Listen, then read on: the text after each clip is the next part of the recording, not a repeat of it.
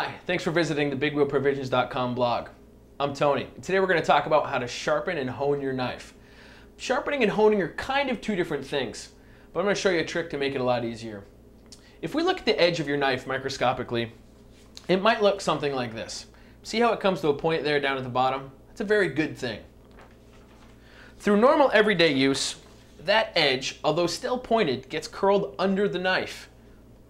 It's not the best thing in the world, but it's much different than if your knife was blunted on the bottom.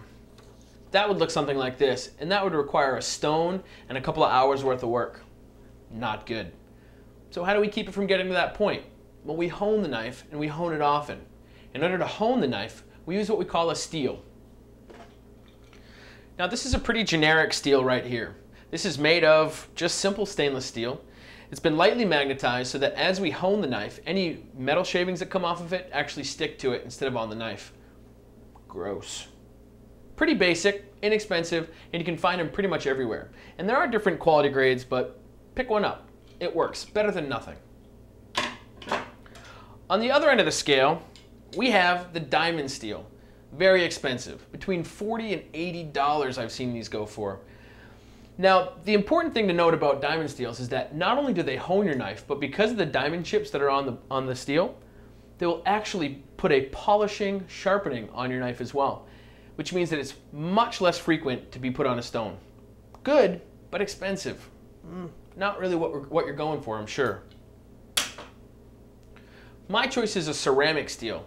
You get the inexpensiveness, about $8 for this, and I picked it up at a local flea market, as well as that polishing, sharpening action of the diamond steel. So we get the honing, the sharpening, all of that for about $8. Pretty good deal if you ask me. How do you use it? Simple. Two different ways we can hold this. One way is we can hold it at a 45-degree angle, and one way is if we hold it at a 90-degree angle on a cutting board. It's really personal preference, but I prefer the 45-degree angle because simply that's how I was taught. We grasp the knife as if we were grasping a knife to cut anything. So firmly in your cutting hand, grasp right above the handle and cradled in the palm of your hand. We're going to place the blade of the knife onto the steel at about an 18 or 20 degree angle. So grab your protractor, your compass, whatever else you need to make that happen. May require a second person. It's up to you. We take a very thin slice going from the heel to the tip of our knife, and then we'll repeat that on the other side. We're going to do that 5 or 6 times per side. And if you know somebody that does it more than that, well, they're just playing with it. At this point, the knife is honed, and it should be as sharp as if it was pretty much brand new.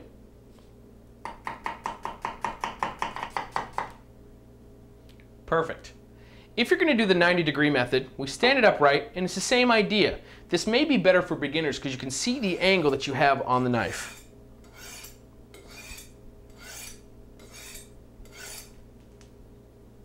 Looks good. Remember to hone your knife often. Before every job, in the middle of every job, after every job.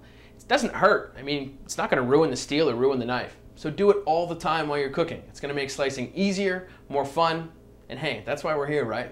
Have fun.